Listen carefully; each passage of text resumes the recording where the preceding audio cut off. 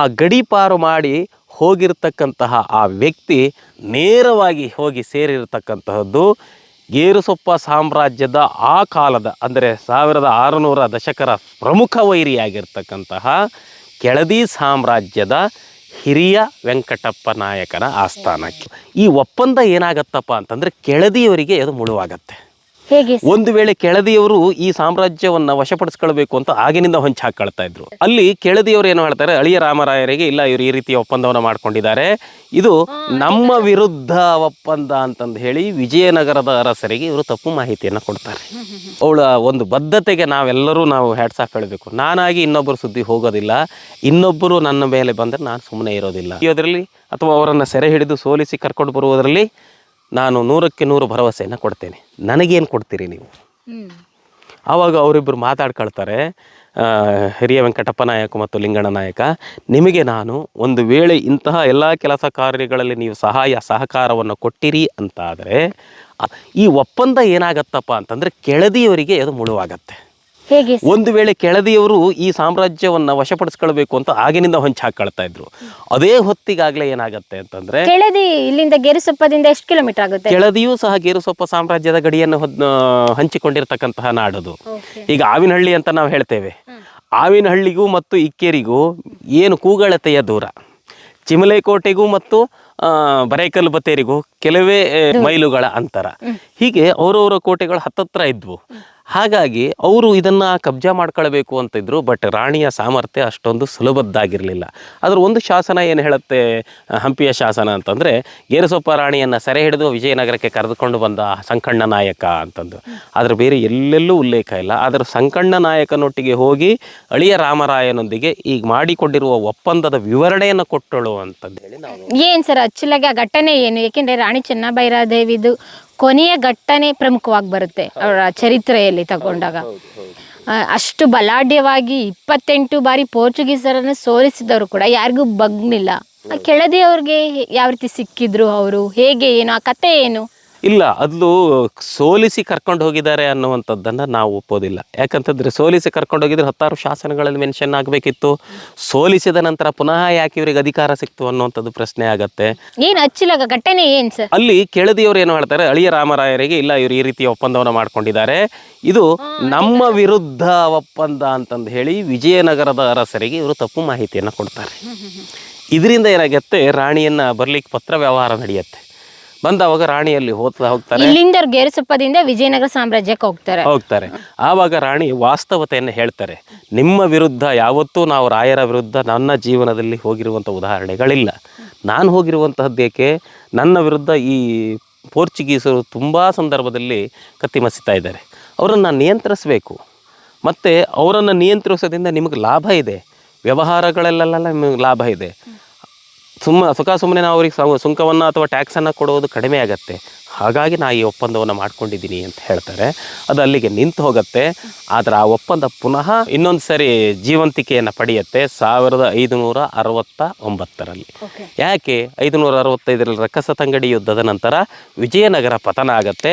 ಆ ನಂತರ ಈ ಸಾಮ್ರಾಜ್ಞಿ ಸ್ವತಂತ್ರ ಸಾಮ್ರಾಜ್ಞಿ ಆಗ್ತಾಳೆ. ರಾಣಿ ಕೊನೆ ದಿನಗಳು ಹೇಗಿತ್ತು, ಏನಾಯ್ತು ಸರ್? ರಾಣಿ ಚೆನ್ನಭೈರಾದೇವಿ ತುಂಬ ಬಲಿಷ್ಠ ರಾಣಿ. ಅವಳದೊಂದು ಆಳ್ವಿಕೆಯ ತಂತ್ರ ಇದೆ. ನಾನಾಗಿ ಇನ್ನೊಬ್ಬರ ಮೇಲೆ ಆಕ್ರಮಣ ಮಾಡೋದಿಲ್ಲ.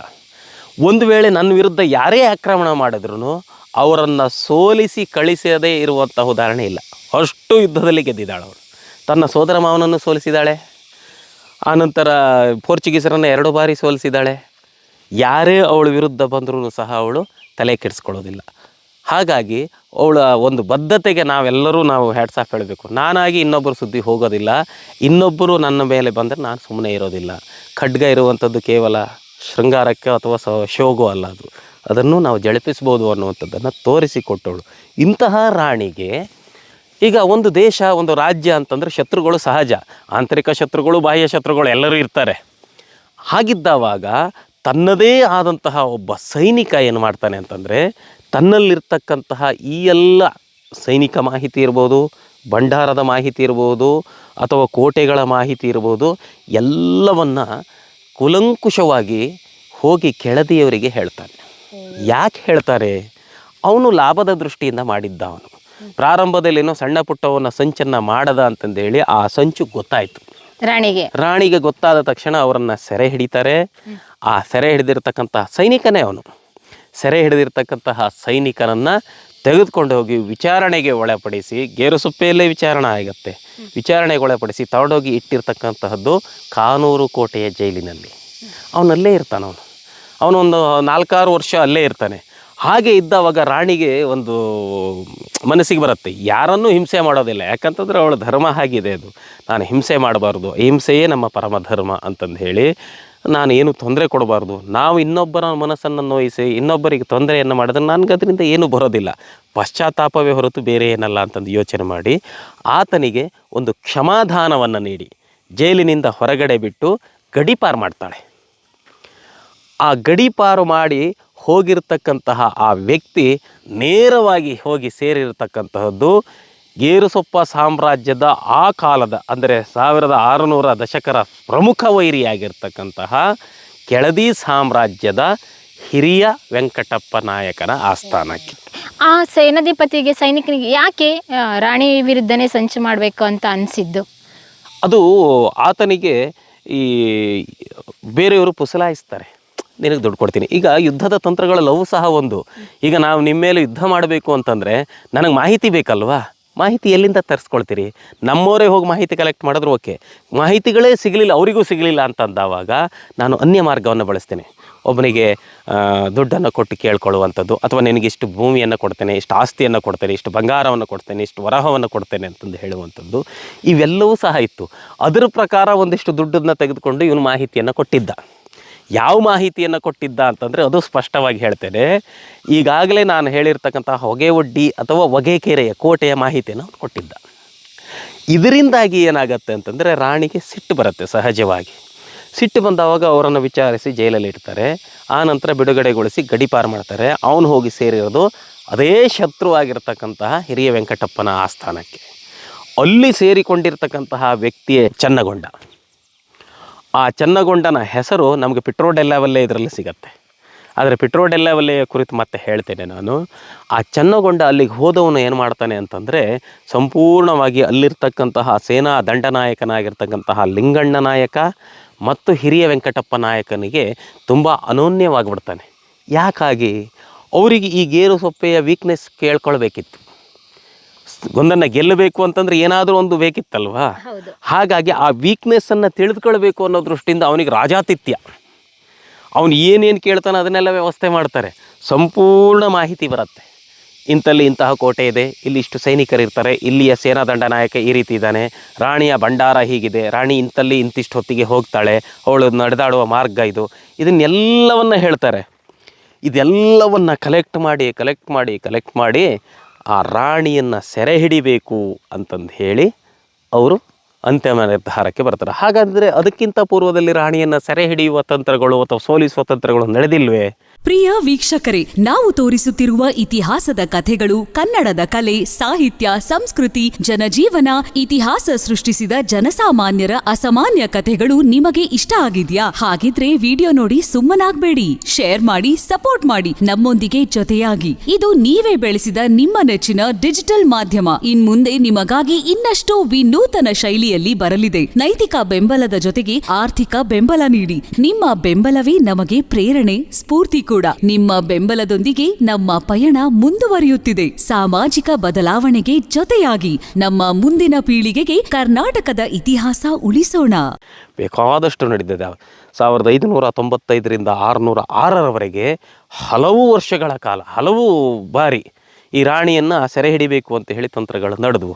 ಆದರೆ ಇಡೀ ದಕ್ಷಿಣ ಭಾಗದ ಎಲ್ಲ ಪ್ರದೇಶಗಳನ್ನು ಕೆಲವೇ ದಿನಗಳಲ್ಲಿ, ಬೆರಳೆಣಿಕೆಯ ದಿನಗಳಲ್ಲಿ ವಶಪಡಿಸಿಕೊಂಡಿರ್ತಕ್ಕಂತಹ ಹಿರಿಯ ವೆಂಕಟಪ್ಪ ನಾಯಕನಿಗೆ ಈ ಗೇರುಸೊಪ್ಪ ಯಾಕೆ ಆಗಲಿಲ್ಲ ಅನ್ನುವಂಥದ್ದು ಯಕ್ಷ ಪ್ರಶ್ನೆ. ಯಾಕಂತಂದರೆ ಇದರ ಶಕ್ತಿ ಸಾಮರ್ಥ್ಯ ಅಷ್ಟಿತ್ತು ಅನ್ನುವಂಥದ್ದಕ್ಕೆ ಒಂದು ಉದಾಹರಣೆ.